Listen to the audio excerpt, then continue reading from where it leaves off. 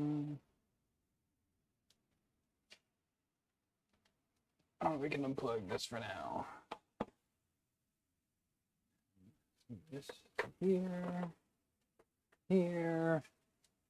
Hey, what's up, everybody? How we doing?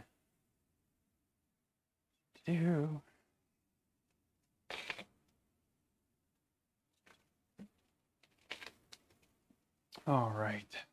Whoever's having a fantastic Saturday night. What are you doing? And tonight, I really didn't have anything. I'm actually working on getting some recordings done lately. So I didn't stream last night. And tonight, I just kind of want to finish up a few loose ends. I need to do the power supply switch out on the Anycubic Mega Zero before I do the review video on it. And I kind of want to do a little bit of inventory on Hound.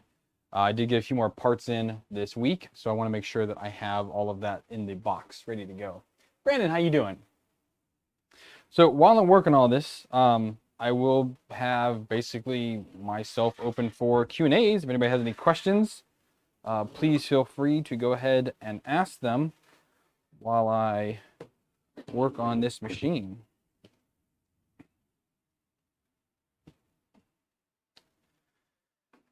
And yeah, get to that now.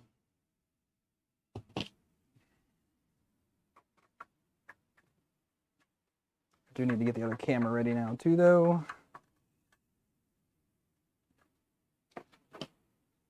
So we can put away. We're not going to need this again. We can finally use a real power cable on this printer.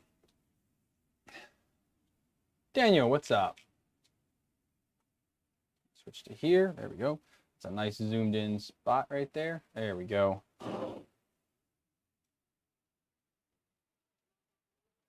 Yes, Brandon. So this only has enough clearance underneath if you have a Meanwell power supply, which I do. But I wanted this mounted on the side rail so that I can add a power switch. Because right now I don't have one, and I didn't want to design something one-off. So I didn't really care. But yeah, this is a little Meanwell power supply. So they're nice and thin.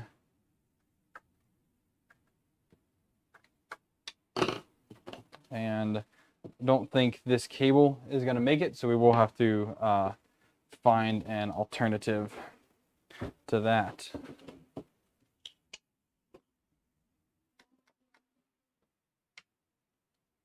You got a little crooked there. That's better. Hello, Hammer from Germany. How you doing?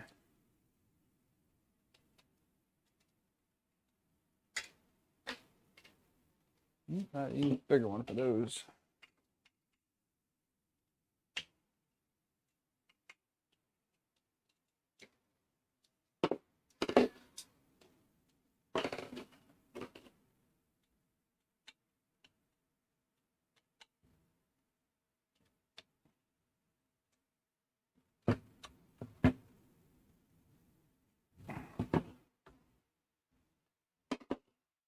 So see, nice little thin Meanwell power supply. Hey Jim, how you doing?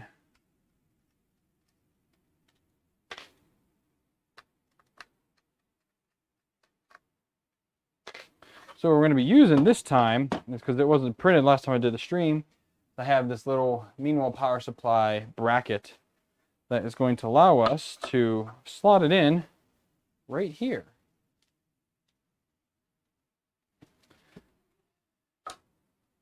Oh, I'm sorry, I'm on the wrong way, aren't I? Wait, is this thing backwards? Are you kidding me?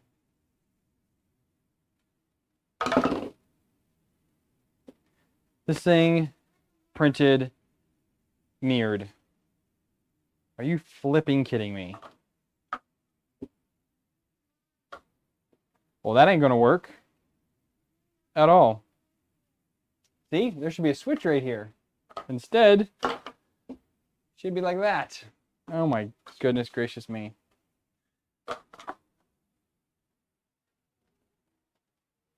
That is a bit on the ridiculous side.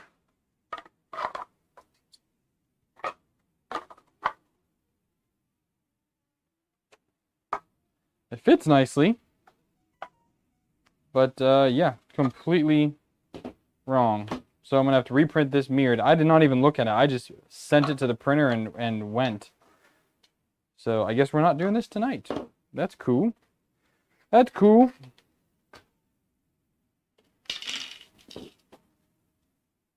Super cool.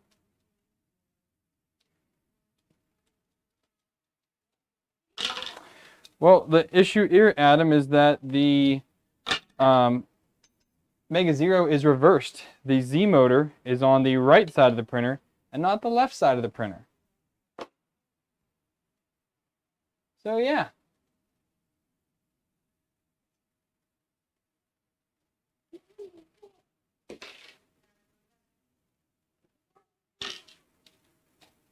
Oh, that.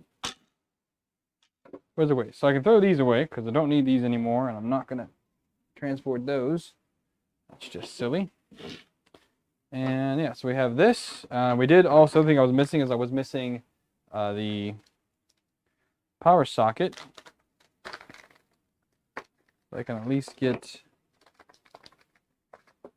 this ready.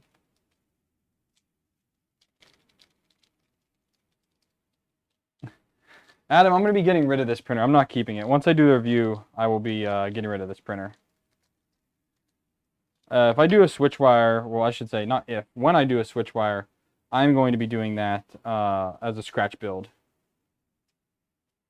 I don't plan on converting anything over. So the best way for this to go is probably going to be this way.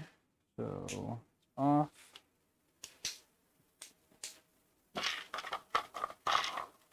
And our switch is going to go in there just like so.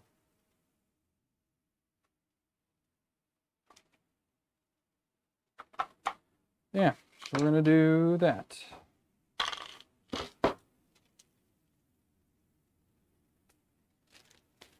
Oh yeah, this is nothing. This is me just doing a simple upgrade. It's a bit of good content, and yeah. But for now, this is going to go back over on the shelf because I can't do nothing with it.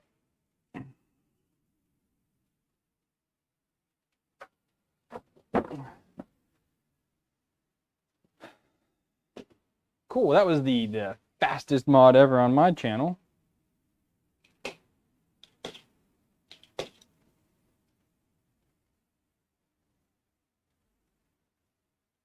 Oh, Dad's here. What's up? Oh, yeah, I won't be doing any... Switchwire is honestly probably going to be a next year project. It's not going to be anything for this year. So here I have the parts for Hound. Well, most of the parts. Printed parts and electronics. Jim, $5 for the Volron Fund. Thank you. But, so this is a 24-volt Meanwhile power supply for the build. And I do want to verify my extrusion lengths for the bear build. Because I have 3 lengths here. I think these longer ones are a bit too long. I think I ordered them for actually Optimus. But I'm not 100% sure what it is. But I found this super cool power supply mount for the bear, but for Meanwell. So this will just slide in, and it clips on actually. I'm kind of afraid to do it. That's not going to come back off. But either way, that's pretty good looking. And we do. I think I need to grab out one. I don't think I put a power socket in here. So yeah, let's prep another power socket to go in this bag.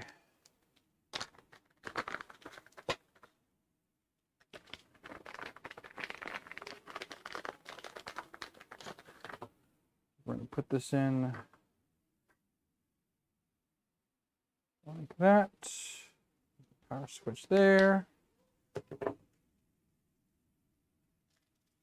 Hound is going to be a bear build.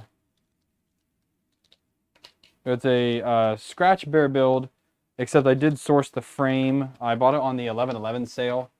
I really wanted that that anodized green. It just looks awesome. So I decided to call that build Hound.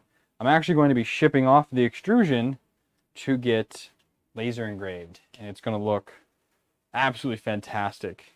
It's a little on the plus side to do it, but it's going to look really, really great when it's done. So I'm looking forward to that. But let's see, what do we have here? So this is the filament sensor, so we have that now.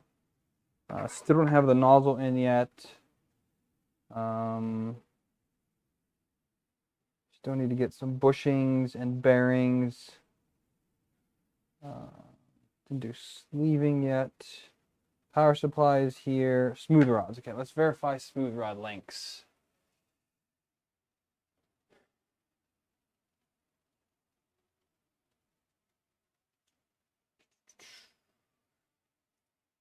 Matthew asking, why put Klipper on it? Yes, Matthew, I am. I'm actually going to be doing this one. I have here my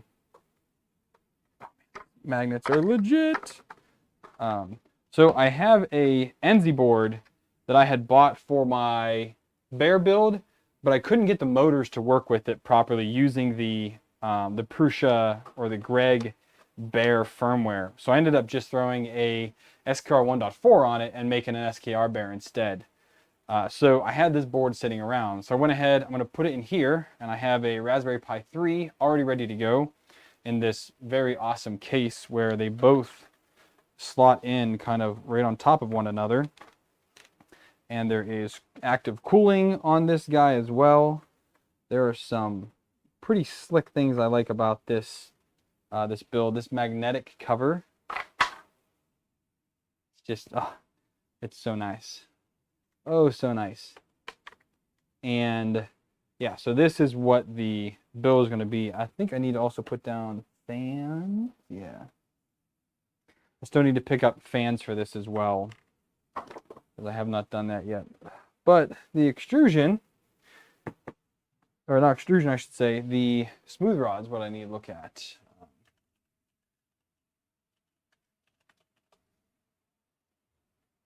He better a riot, Adam. Yeah. Yeah, it's definitely going to be running Klipper. So let's check y-axis. What do I need here?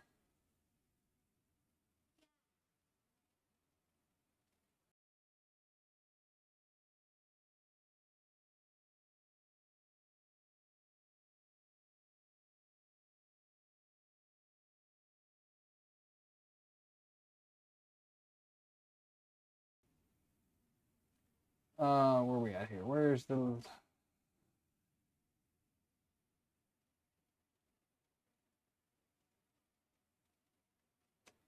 here we go. So these are going to be the 330 is for Y. Get out this guy. All right, so these ones are 330. These ones are 320. Which I believe that is for... okay, that's fine.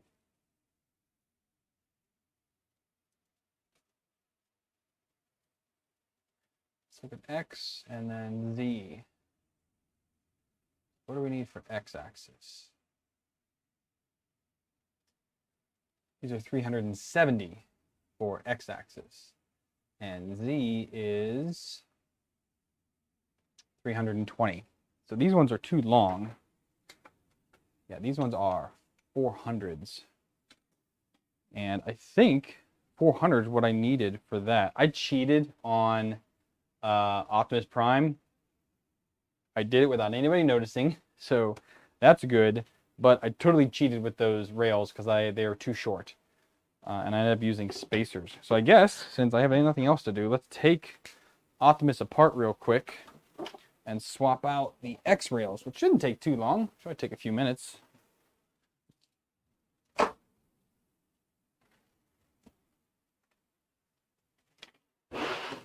Then I have a printed solid sheet for it, textured sheet. Feels kind of like the FiSec ones. It's not quite not as rough as the FiSec ones, but it's close. So I'll be interested to see how that turns out.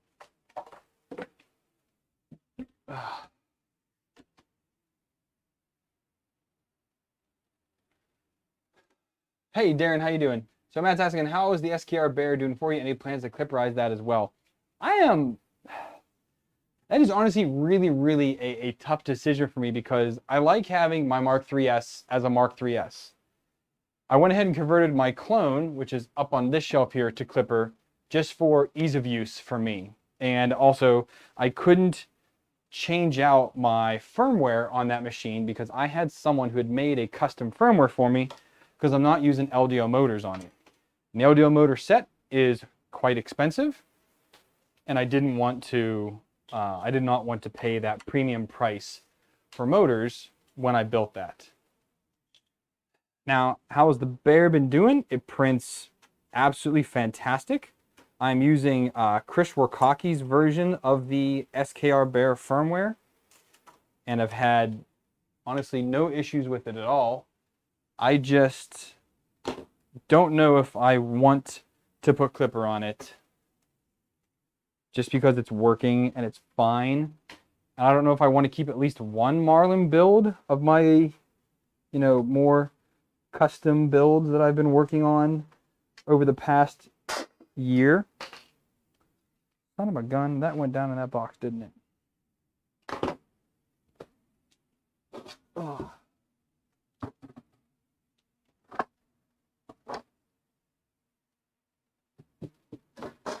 Oh, we need to replace that bolt anyways, I guess. I think it really comes down to what I honestly feel like doing. Do I really want to put Klipper on that machine as well or not? I just don't know at this time. Oh. It's a good thing I'm checking this because that T-nut was not turned at all. That's not cool.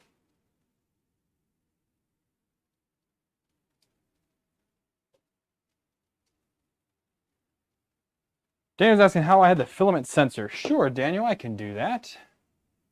So here, I'm actually using a remix. This is a Hemera hot end.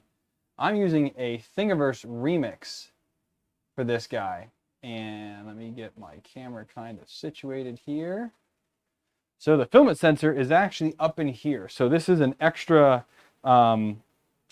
piece that the designer grabbed. Basically, he grabbed like a bear, sliced this portion out, and this is the older school Bear that has the kind of, it doesn't have the flat arm, it has the kind of wiggly shaped arm that goes up, and the filament sensor sits right here on top. Filament goes down, pushes the arm backwards into the IR sensor, and then the filament path continues down. And there also is a small piece of PTFE tubing in here. It's about 20 or 25 millimeters long that gets you from the filament sensor area down into the Hemera hot end. So I hope that shows you that. If you need that mod, I think you can just search on Thingiverse for the Bear Mera. I think it's the Bear Mera hot end.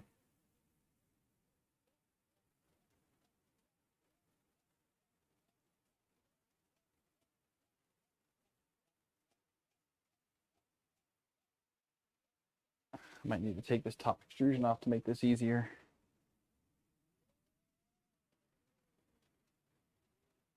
Come on.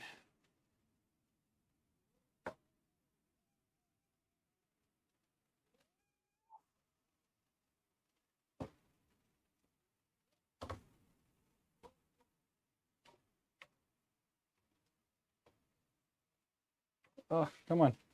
It's not going to do it. Let me take off this top extrusion real quick.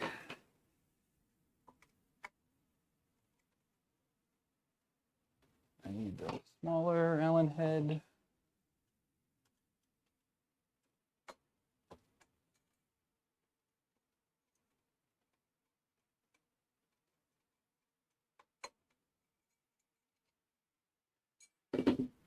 Now we can easily take this guy off. There we go.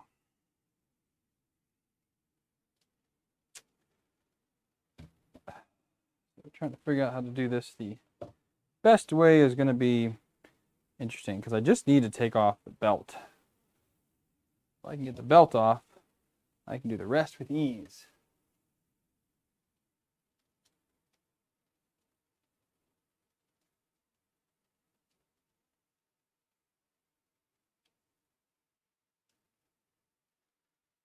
I always print with a stock llama on all my printers, actually. I don't think I have a single one that does not have a heater sock on it. I am of the sock brigade, as in I use them on all my printers that I can. I know there's a, I wouldn't say a cult following against it, but there is a following against. Oh, actually, I can just do it that way. Oh yeah, that's even easier. I don't need to take the belt off. So I cheated and I had to print spacers for this. And again, this is like super duper should not do, but I have these PLA spacers in the x-axis because my rod was too short. Whatever it takes to get the build finished, right? Oh, man.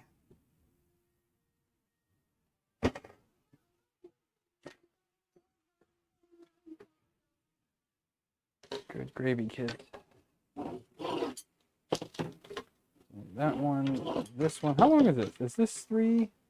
Oh, yeah. So this I can cut down to 370. Sweet. I will cut those down so that is ready.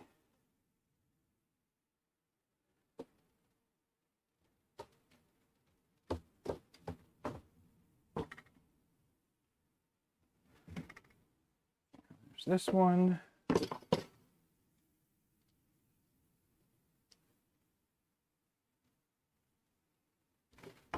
Okay.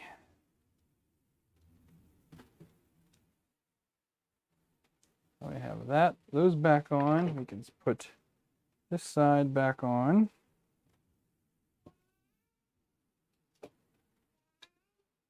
Can you handle that, please?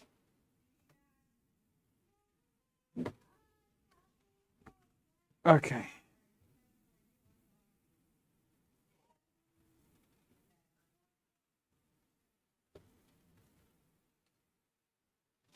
Come on. That worked. I guess we'll see.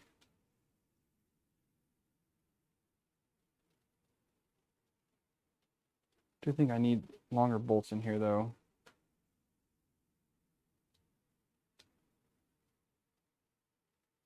That one's not grabbing. Why is that one not grabbing?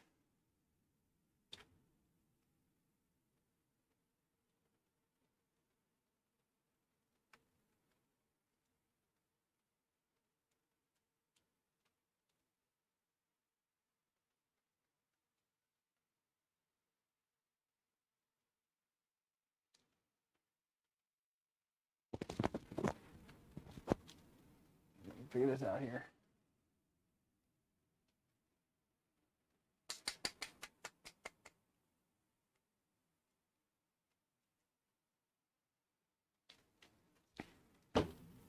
Can't get this one to come out. Hold up, I do have a magnet. Let's see if this works. There it goes. That worked like a charm.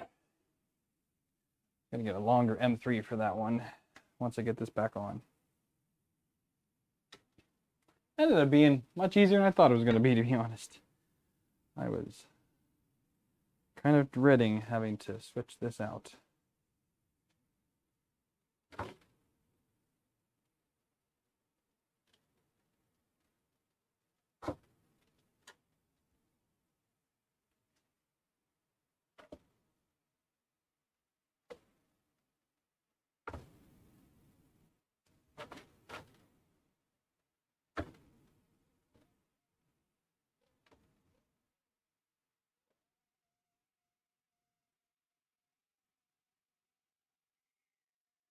Boom. All right.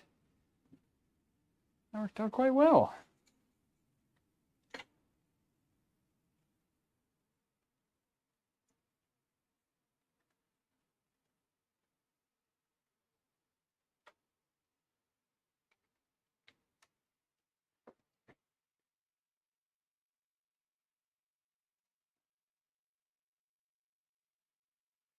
I'm not one for narration when I'm concentrating.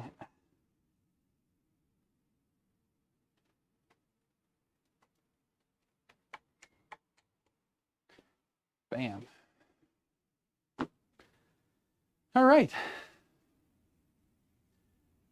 All right, see, we got more questions here. Aaron's an anti-soccer. I don't think he is. I actually don't know.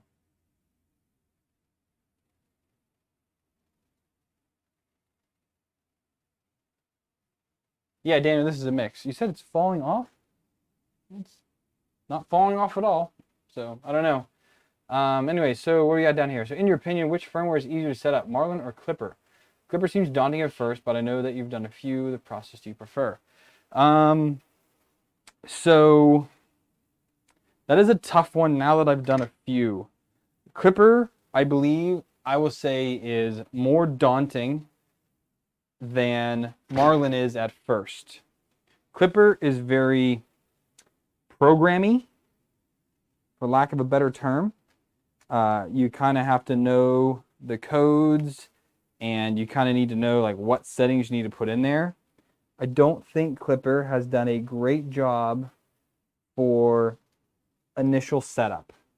They're missing quite a lot of settings by default.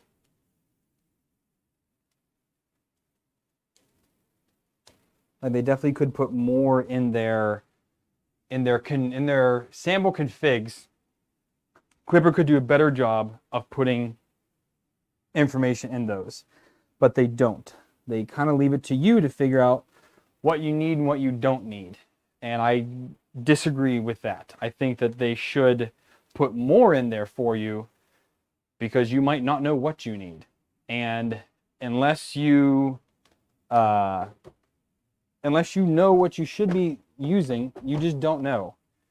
Now, Marlin has everything spelled out for you for the stuff you need to change, the stuff you don't need to change. And if you don't know what you need to change, then you're not going to, because Marlin just has 1,000,001 lines of code. Like there is so much flipping code there for you to try and figure out. That is the daunting part of Marlin. Now, I won't say that I am good at Marlin by any stretch of imagination, but I am half decent at it nowadays. I think I do a good job with the configs that I make and whatnot. But it took me a very long time to learn all of the different do's and don'ts in Marlin. I learned a lot of the do's, honestly, from Chris Wakaki's firmwares. Reading through how he sets up his Marlin, I now set all of mine up just like he does. So I keep my configs very similar to what he does, and now I can go back and reference any of my printer configs and be able to build something that's going to work out well. But I do like Klipper because I can set up a printer nowadays in, probably I can have Klipper installed and running in no time flat nowadays. Especially if I already have a Klipper image built on a SD card and I'm just doing the config, I can have that done very, very fast now. Because I know what settings I need to put in there. If something's wrong, I make a super fast edit on my computer. It just reboots the machine right away, and then it works. Like the time from making a change to having it on your computer, we're talking a minute or two max. Where if you're using Marlin, you have to go through, find the thing, change it, compile, hope that the compile works, and then if it does, save it off to the SD card, bring it over here, reboot the machine, let it flash the firmware. You could be talking upwards of 5 to 10 minutes per change, where Klipper can honestly be seconds from a change. So it's a very, very big difference when it comes to speed and efficiency. And I've really kind of changed a lot of how I do things to be more efficient.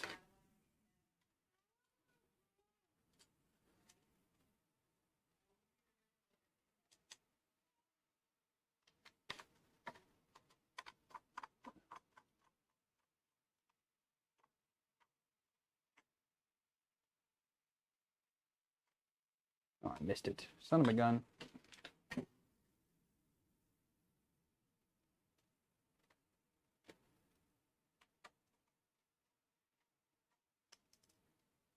Of course, it went all the way down there.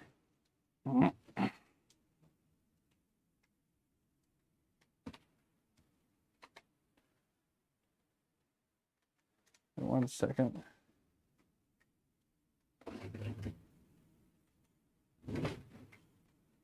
It's hard to push these side T-nuts up and in.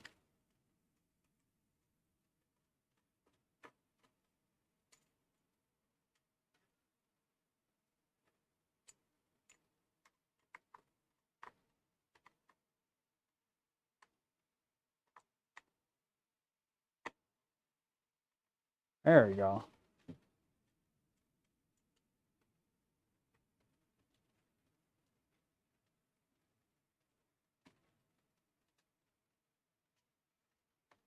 Turn, yeah, it turned. Okay.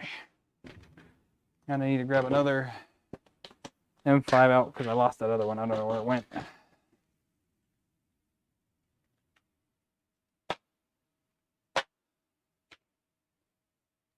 Now, I would say, Adam is saying, once you know the settings, Klipper just works. That is a 50-50 statement. I'll say that because there are times where Klipper acts up on you because it is such in its infancy. It is such a new firmware. Like, not that new. I make it sound like it came out yesterday. But the issue is that, well, it might not have come out yesterday. It has not gotten much attention until the past like year. So now development is much more on it now. Plus you have things like mainsail and fluid running on it, which really, really help out with the community. They're much more intuitive interfaces. I like them a lot. So Optimus Prime's done. So yeah. It's getting there. Do I think Klipper is the future, and what Pi do I use? All right, so I have used 3 different Raspberry Pi units for Klipper. I have 2 printers currently with a Raspberry Pi Zero W, which is my Mark III's clone, and Ultra Magnus. Both are running a Raspberry Pi Zero W. And then on Optimus, Megatron, and Optimus and Megatron are both running Raspberry Pi 3s. Bumblebee is running a Raspberry Pi 4 because I had that laying around. There's no reason why I went with a Raspberry Pi 4. It was just, I had it here. I've been using, and Hound will have a Raspberry Pi 3. And if I do convert the SKR Bear, that will also run a Raspberry Pi 3.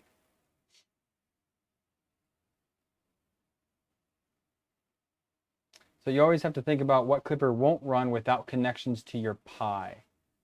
I don't know what you mean, Hammer. It has to be connected to your Pi. I mean, it's like running Octoprint. You know, you can install the Klipper plugin in Octoprint that way. I am running just straight Klipper. I don't want Octoprint. And I agree with Adam. Yes, Klipper is going to be another firmware very similar to RepRap firmware. RepRap is, I would call that the bougie firmware, just because it runs on duets, and duets are very expensive unless you're buying clones, but even clones, they're expensive. You're not buying a $20 board. Now you can run rep on a SKR 1.3, 1.4, I've heard. Have not tried it myself though, but I have heard that you can do that. So I mean, cool beans, but it's never gonna be the standard. Marlin is the standard firmware. It is it's the standard. It's like an E3DV6 is the standard. And I think it's going to remain that way probably forever, honestly. But the capabilities of Klipper, the speed advantage you get if you're looking for that, the ease of change. Again, if you're going to put Marlin, I mean, the simplest thing is to run Marlin because my FT5 is still running 1.1.9.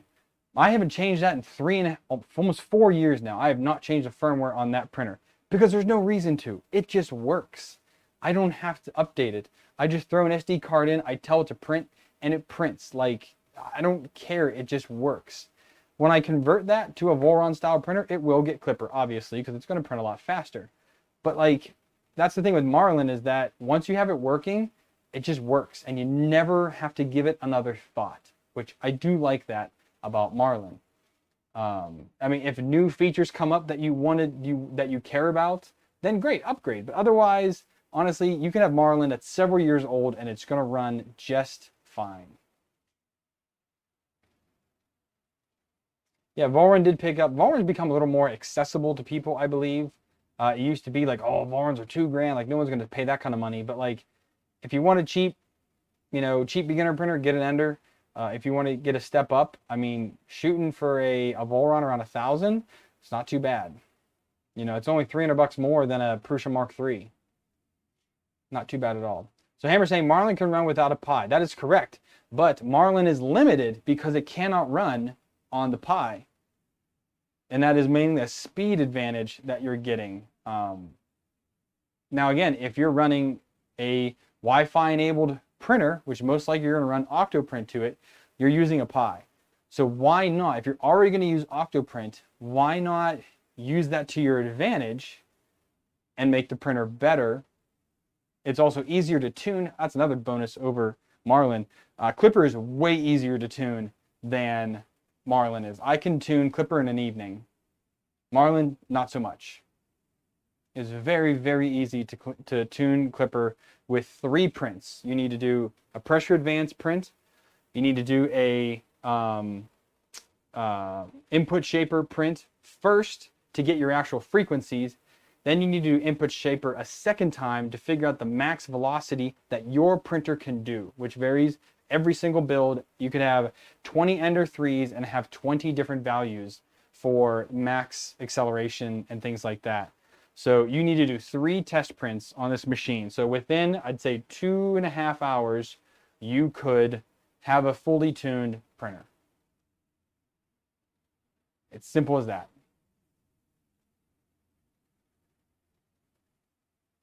Yes, Adam. Yeah, I equate right now Klipper to being Linux, RepRap being Apple, and Marlin being, Windows.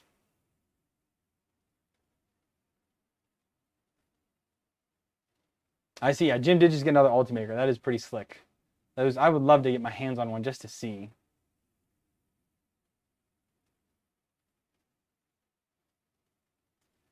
Yeah, when Earth, I never saw the Klipper guys at the first Earth. I was only at that one, but I never made it to 2019 because I had no way to fly all the way back to the US. It was just too expensive.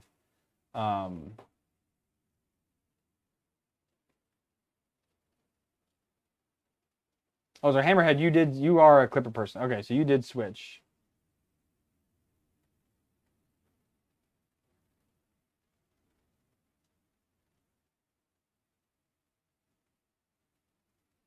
Hey, Robert, how you doing? I'm gonna, real quick, I'm just going to mark and measure my extrusions here that I need to cut, and I'll get out the Dremel tomorrow, and I will cut these down. So these need to be 370. These are just a skosh too long.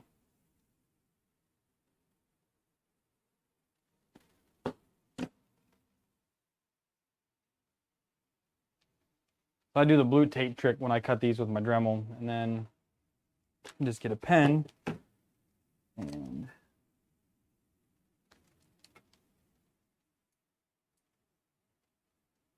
I just do this so that when I take it out and I lock it onto my outdoor bench down in the garage, I just hold it down with some clamps, cut that off with a Dremel, then put a, what are those? That's a filing head on it, and I just round it off. I did get a chamfer tool from AliExpress, but it sucks. I need to get an actual good one because it does not do much to these hardened steel rods. It's supposed to, but I mean, I didn't think it would be great. I thought it'd be better than what it is, though. So do that, and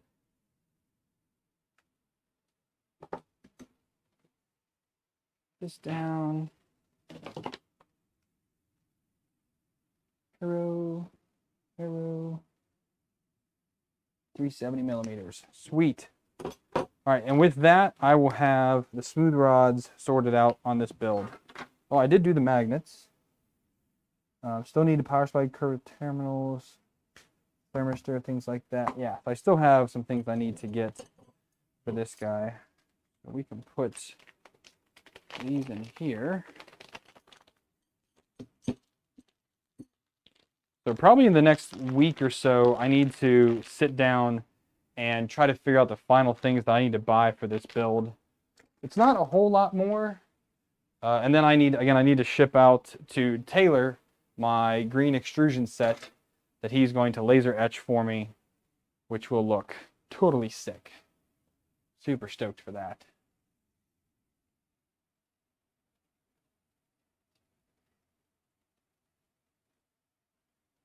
So Robert says, am I against Octoprint? If so, why? And would you use an alternative? So I am against Octoprint when you have a printer that has power recovery, because Octoprint overrides your power recovery. For me, power recovery is everything because I get power hits all the time. I've actually gone, like 4 days now without a power hit and nothing to print. So it's been kind of sucky for that. But I printed the thwack. I printed this guy 4 times, and this is 100% infill with a brand new spool of filament, mind you. This is what's left of the spool. That's it. Because of all my power outages that happened every night, I used almost 80% of a spool to print one print. And that is because the printer I chose to use does not have power recovery, which Klipper doesn't have. And that's a downside, but that is the downside of any custom build. You're not going to have that. On the Mark III's has power recovery, great, and it works out flawlessly. Honestly, it's flawless. But the problem is that when I'm using that combined with the Octoprint that has the Canvas Hub plugin installed and using the Palette 2S Pro, I lose my power recovery. And when you're printing something that takes a week to print, it sucks when that you lose that halfway through the print, because you also lost like half a kilogram of filament because you're purging a lot. No one prints. I've said this before. Nobody prints in multicolor because they are trying to conserve filament. No one. You're doing it because you can. Now, granted, if you live in a place that doesn't have any power issues, or you have a UPS for your single printer, great. For the 20 printers that I have, having UPSs for all of them is never going to work. I don't have that many. I don't have any actually right now. I will when I move. I need to pick up a few.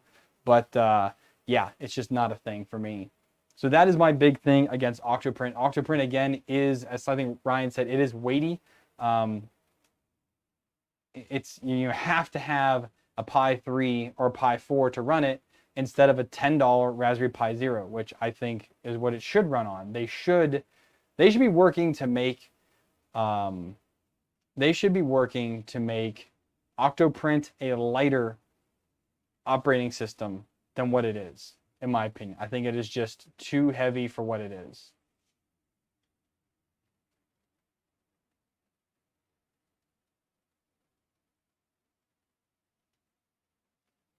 Oh yeah, I did see through the Streamlabs. Thank you. Let's run that again right there. Where does it show? Does it show? There it goes. Thank you, Jim. Appreciate it. I've never had Octoprint crash on me. It's always been power issues. Now, if I'm having a camera on it, you need to run something more. That's even with Klipper. You shouldn't run a camera on a Pi Zero, but still. So I mentioned 3 prints for Klipper. I would disagree. You still need to calibrate E-steps, flow and slicer, etc. in order to get good, or am I wrong? So I said you need to do 3 prints, and that is 100% true. Calculating your E-steps, I'm trying to think this through before I say it. Calculating E-steps requires you to extrude 100 millimeters and then measure it, do it one more time to make sure it's right, and that's it. If you have to do your E-step calculation more than 2 times, you're doing it wrong, period. So that's my opinion. As for your flow of extrusion, having it set to 1 in Prusa Slicer and assuming that you have your extrusion, where's it at here?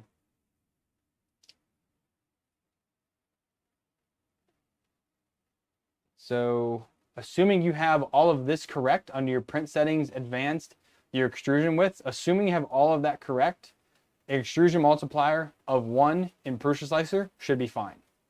I have never had it be anything different than that, honestly, and I have 1, 2, 3, 4, 5, 6, 7, 8, 9, 10, 11, 12 printers, 13, 14 printers, 15 printers.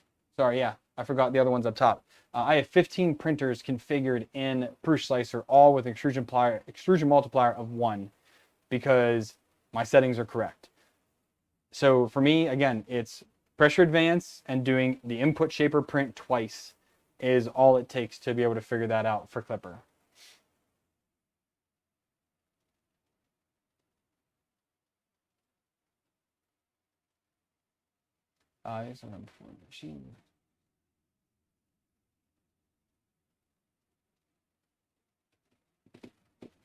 David's here. What's up, David Randolph? How you doing? What about Repetier? So I ran that on the BLV MGN Cube for a while. That was that's Bumblebee. So I ran first the Marlin with a SKR 1.3. And then I decided I wanted to go ahead and try out the Duet with RepRap firmware and the Duet screen. So I switched over to that for a little while. And I found that very confusing. I hate having to know the G code for this, the G code for that. I don't have the memory for it. And it was also the only printer I had that ran RepRap. Hey, Aaron, how you doing? Now, if I only had that printer, running RepRap on it would be 100% fine because I don't have anything else to worry about. My whole reason why I switched to Klipper for my own custom builds is because I don't want to wait. I don't want to like flip through Marlin, Klipper, and RepRap and figure out how to tune all of them, figure out how to update all of them. I now have one platform, wireless for all my machines. I can do everything on my computer, hit click, print, and it's going. I found it very easy. Now again, for me, I can touch both racks in my shop here and here. So I am right next to all my printers when they're working. I don't have printers in the garage like Aaron does or in the basement like Brandon does. You know, I don't have my things spread out everywhere. If I did, having Marlin on them or having the ability to print from SD would be more compelling to me because having to be able to set that up and do it here and there, you know, that just kind of bugs me. That would bug me being if my printers were upstairs and I had to do here. So my resin printers, that's a good example. My resin printers, I have to go down, get the USBs, bring them up here, slice everything, get it ready, and then go back down to the resin room and do things down there. So that's fine. So again, for me, it works out well. I know this won't work out for everybody.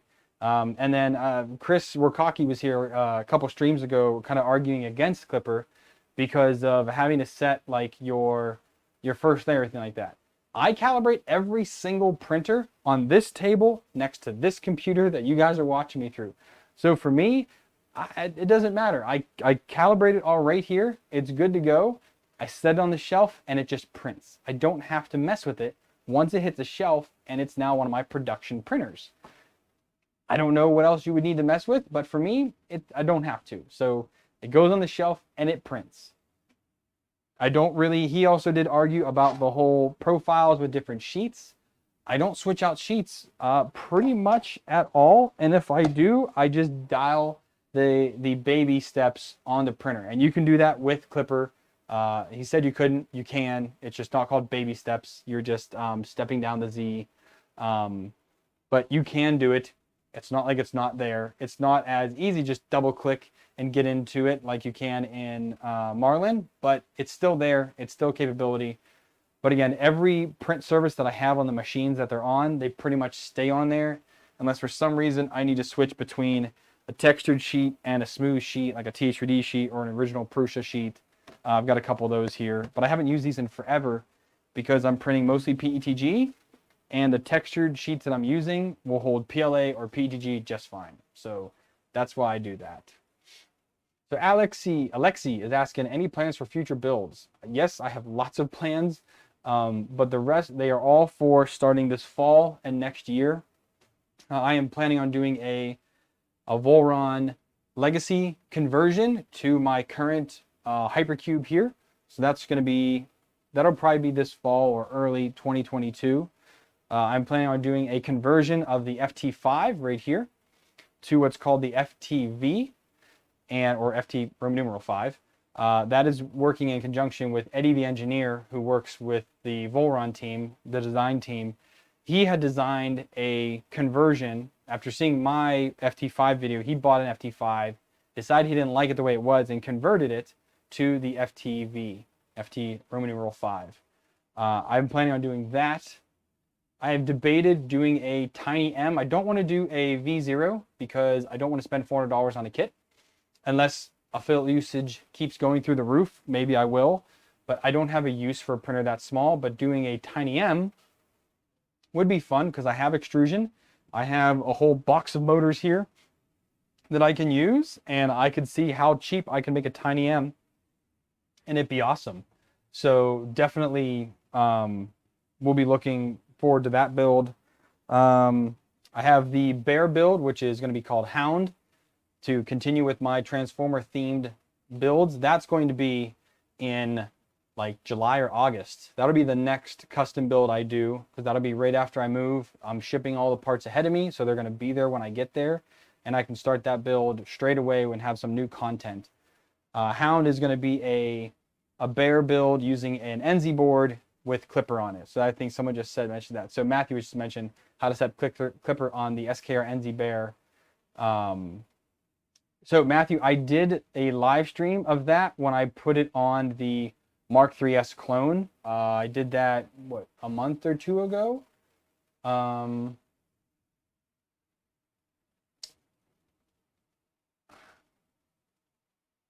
Yeah, I did it like a month or two ago. And it works out just fine. You know, it wasn't, and that was with a Pi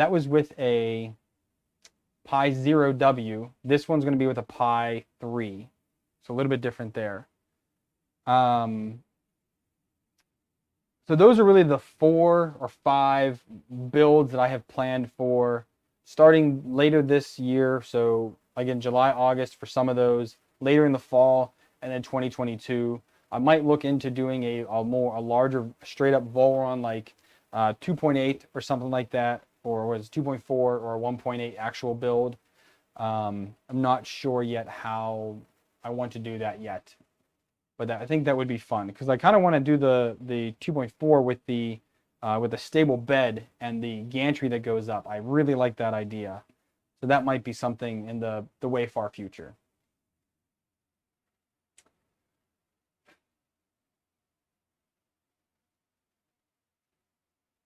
Yeah, using the USB stick on the Mini, I do consider that. And then Hammer said, yes, the virtual SD card and Klipper. Yeah, you can send your print and just don't start it from there.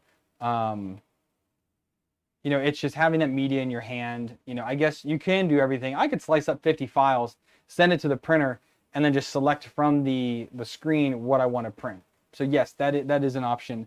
I do find Klipper screen easier for that rather than the SD card because I like it, but the issue is it's a lot more expensive. Like it's $50 for a screen to put on Klipper, which is why I have the donation right here.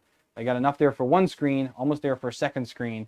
It's very expensive to put screens on these printers. You can buy 2 main boards pretty much, or a whole nother SKR 1.3 with all 2209 drivers in it for the same price it takes to put another screen on a machine. So I understand a lot of people don't want to do that, but Raspberry Pi screens are expensive. It's just the way it is. When you buy a good capacitive screen, they're $50.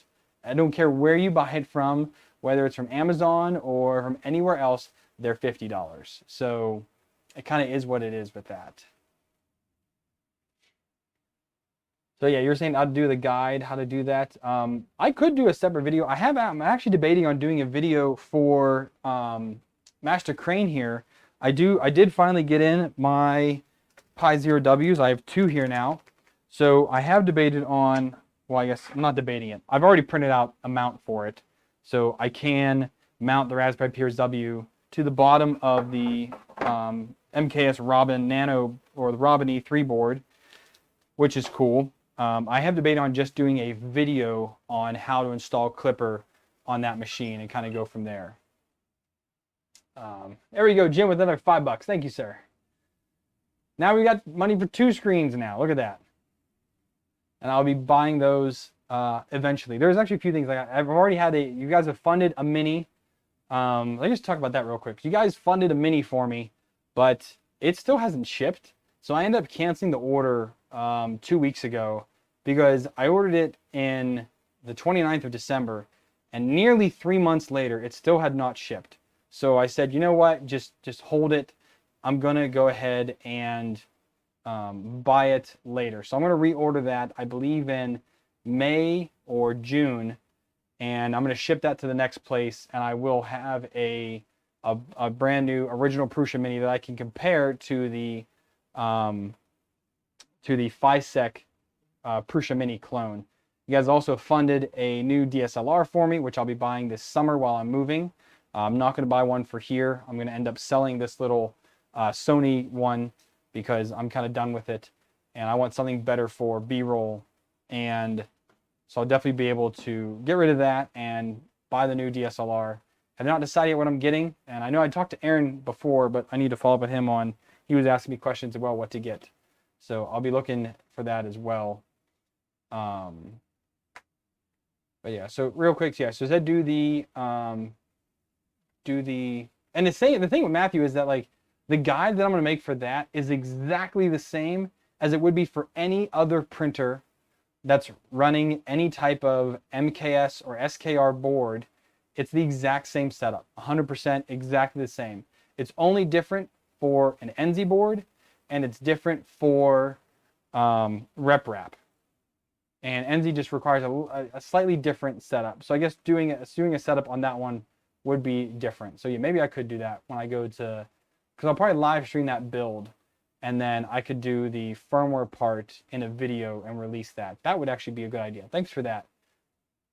I like that, Matthew. Thank you. Robert's asking, I apologize if I mentioned in the past. I've noticed you keep saying you're moving back to States. Do you mind sharing where you're currently to? Robert, no, I don't say where I live and where I'm moving to, and I'm not moving back to the States, just so you're aware. That is not my job. My job is overseas, and I've been doing that for a while now. If you're curious on more of my personal life, a little background of what I do, where I live, things like that, I keep that exclusively for patrons. I have not done a Patreon-only video in a while because I haven't done any traditional videos in a while, and also patrons don't really seem to care that I do after show videos. I have done them, and if you become a patron, you can go back and watch some of those after show videos, and you can get a better idea. I will be doing at least one more before I leave here, and I will be talking about where I'm going. Very few people actually know where it is. You know, some of the patrons do, and a few of my mod team do as well, but I will be doing a Patreon video soon to kind of talk about packing up all my life, moving again, and things like that. So if you're interested in things like that about me, you can check out the Patreon page. Aaron, yeah, I know you had some issues with it. I do want to see myself how it runs. I can't understand why it's so meh. with Klipper, but I do want to check it out. Hammer, I have an old LCD on my machine working with Klipper. Works very well. No need to install the machine. So Hammer, yes, but you lose a ton of functionality, and the LCD, if it's not Klipper screen, the LCD output from Klipper is so freaking generic. It feels like I'm playing with a child toy, to be honest, when you're looking at how the default screen is with Klipper using a traditional 2004 LCD or the full graphic ones. It honestly feels like you're playing with a toy. Having Klipper screen on there, it feels like a 3D printer. It feels advanced. It feels technologically advanced. It feels like a transformer. It's great. But the regular old LCD screen is worthless. I also will say I hardly ever touch it. But with Klipper screen, I have been more hands-on with the screens. But for all the other printers, Megatron, Fastlane, I don't even touch the screens. Even on Bumblebee, I don't touch the screen at all. I just hit print on the computer and it goes. So if I make a guide, Brandon might even install Klipper. My job is to make YouTube videos about peer. You're a person, Brandon. Why did I not say that? It feels like it, Darren, doesn't it? So I was looking at a video. What was I looking at? Oh, I was looking at the video where I edited the STL for this power supply because someone asked in the Discord, and so I did I linked them my video on how I made this power supply cover to have all these various outputs. So this is a 12-volt power supply that I have hooked up, and I can just plug it in, and I have various outputs. I can do 2 XT60 connectors. I can do 2 smaller DuPont style connectors. And I have some banana plug crimp type connectors on here as well. So if I need a 12-volt power supply anywhere, I've got this, and I can just set it down, plug it in, and I have my outputs. Well, I mean, I just have this sitting on here. It's not actually like to be used like that, but you can see all the outputs on there. So this is my 12-volt mobile power supply that I've used for all various projects in my shop. So I really like having this around. But I'll link that video. I made that video 9 months ago, and I was like, holy cow, it does not feel like I made that video 9 months ago. It felt like I made it like 2 months ago, but it's really been that long. But yeah, I mean, 3 years, time flies. Well, it won't be quite 3 years. I moved here in August of 2018. I'll be moving in May of 21. So don't have much time left here. The wife and I are working hard to clean up the house, reduce what we have, and to reduce our weight so that we can pick up some new things back home to ship for the kids and whatnot. Klipper screen, Jim, is the touch screen here on Optimus. So I will boot it up so you can see what it looks like. It's basically the touch interface for Klipper. Klipper's default screen is not fantastic. Again, as I've said, this gives you a little more functionality, makes it look a lot better too. So here as it boots up. And my grubby fingered kids.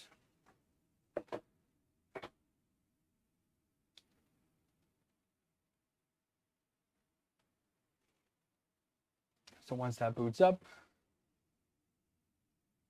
well, it's not made for Klipper only. It's a Raspberry Pi capacitive touchscreen that you use. And see, now we're booted up on here. So I don't know if we can get like better angles or color. Let me see here real quick. Tighten this down. If I do, there we go. That's better. So I can do all of I go to print, and I have all of the thumbnails in here, which is really cool. So you can see I've done a few prints on this machine so far. Then you have all your actions, things you need to do, leveling, adjust fans, temperatures, all the things that you would normally be able to do in like a screen for Marlin, you can do here. Get measured bed level. I can also do the Z calibrate. You can also do the in here somewhere. It's the tilt align. Z tilt right here, so I can tell it to run my Z tilt commands. and all of that. And you can set a lot of custom things in here in the Klipper screen config. So if I wanted to add more preheat options or change these preheat options, I would do that in the on the web page in the Klipper screen config. I hate this setup that I have to like hold my camera. It's just so janky.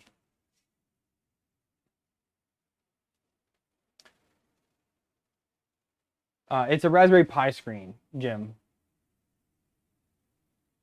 So this one is on, I've done 2 videos on this now. So this one on here is running the DSi screen to a Raspberry Pi 3. But on the Pi Zero, there is no DSi input. There's only the camera input. So on the Pi Zero, I'm running this one right here on Ultra Magnus is running via HDMI. It's a little more, there's a little more setup for that. The DSi screen literally just works, which was really cool to see, but the HDMI screen does require a little bit more setup. You have to change like 2 or 3 things. Yes, Matthew, Z-Tilt is the same as Z-Auto Align in Marlin. I can actually show you right here. I'll run it for you so you can see. So if I zoom out a little bit. So I'm going to go ahead to homing and then Z-Tilt. Well, I got to home all first. Klipper loves to home. It loves to be home. You have to home Klipper. We're literally doing anything. Zoom in right here. This camera to focus or something. I don't know. Focusing on the background. Maybe it'll focus on the nozzle once it comes down.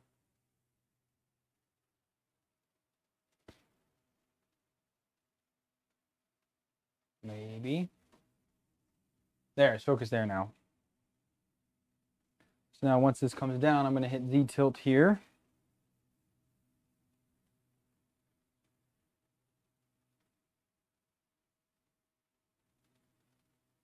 Actually, what I need to do first is I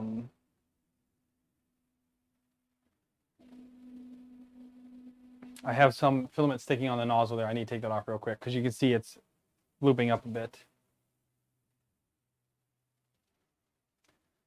Ryan, there is no like which screen to get. They all work. There are preferred ones.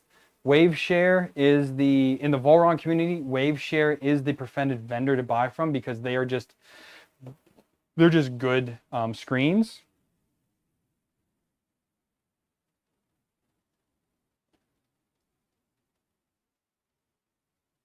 There we go. All right, so now I'm going to go back. We're going to go to homing and Z-Tilt. So now it's going to run my Z-Tilt. Then I'll show you on the screen what that looks like.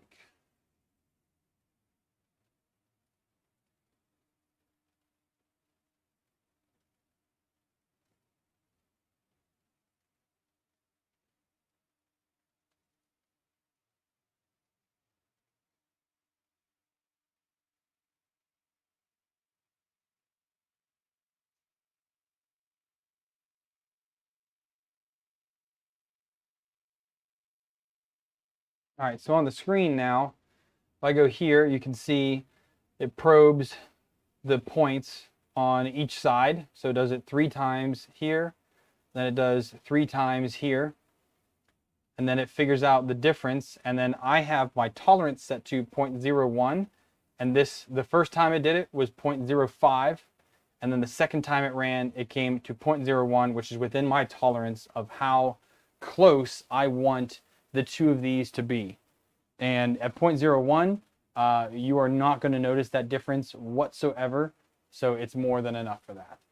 But yeah, it's really cool to actually be able to see those values here and what they actually are.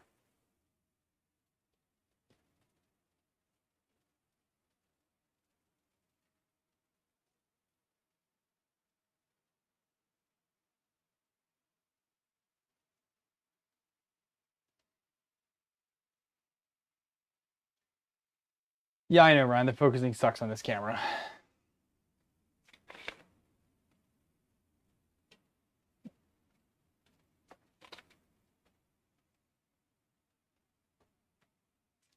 And I do also have it say that it has 8 retries to get the Z level accurate before it fails out completely. So unless you have an issue with your probe, you should be able to hit this within 2, maybe 3 max if you have a good probe. So I think that is good. Yeah, 0.05 is fine. It is. But this is also an advantage over Marlin, because Marlin, you cannot set your tolerance. It just is going to do it till Marlin says it's right, and that's it. But here, I can make it as coarse or as fine of a setting that I want it to be. Now, going out 2 decimals, again, is more than enough to be sure that this thing is actually going to be level, or having my 2 lead screw, my 2 Z screws aligned properly. Still waiting for that Pepsi sponsorship, Ryan. Still waiting. One day, they will hear my call and come running for me to make them another red, white, and blue printer, which I've made. You know, I made Ultra Magnus. Well, thank you, David. I'd appreciate it. So, hope you guys. This actually was a great Q&A night, because again, I couldn't do that other print. So what I'm going to do is I will reprint that, and we will do that another night. Maybe we'll do another Q&A next Saturday night, and I will reprint that this week, and then I can work on that printer and answer y'all's questions and kind of go from there. But I'm glad to see the interest in Klipper.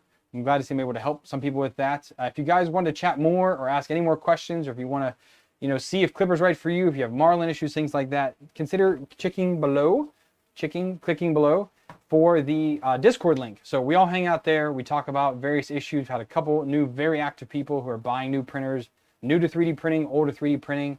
And again, if you want to try out Klipper, you want to ask those questions, and the Klipper Discord is a little too congested for you, by all means, come over to my Discord and we can help you through your issues. And there's a lot of people in there from the Valorant community as well that will help out if one of us can't help you, which I try. But when it comes to weird errors, we have some great people that can really help with that. And that's so, yeah. So thank you everybody for tuning in. Make sure you guys check out those links down below. Sorry, Alexi, I saw you donated earlier and I totally slipped my mind. Thank you for the 20 bucks for the screens. So we are down to 120 now. That's awesome. So we're definitely going to get some more screens here ordered up, and I'll be doing those installs once I move. I'm not going to do that right now because I don't want to order more stuff. My wife yell at me. Remember that one. So thank you guys for tuning in. Remember to use those links down below. That helps me build all of these cool machines and helps me hang out with you guys several times a week. Thank you all for tuning in. Have a good night. I'll see y'all soon.